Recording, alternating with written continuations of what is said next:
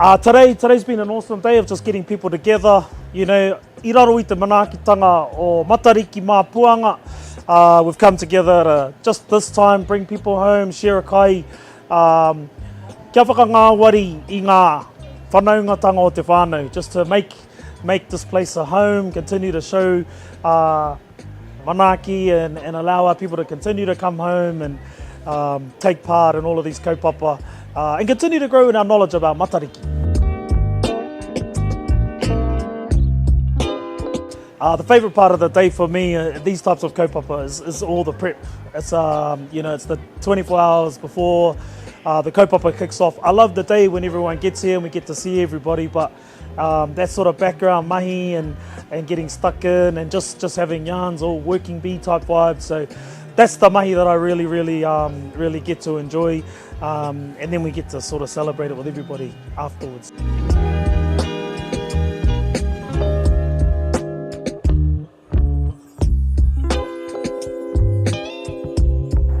So we put out a hāngī today, had a lot of the young tamariki around, watching, sort of learning.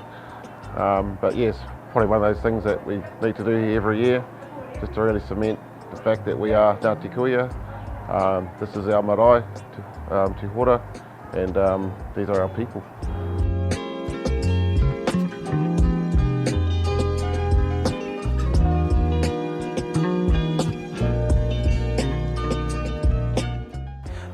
If we continue to have kaupapa like these, we continue to jump on the kaupapa that's happening nationally, that means we get more feet, more whānau, more wairua, more aroha through the whare, so we can kick out the spiders and fill it up with aroha.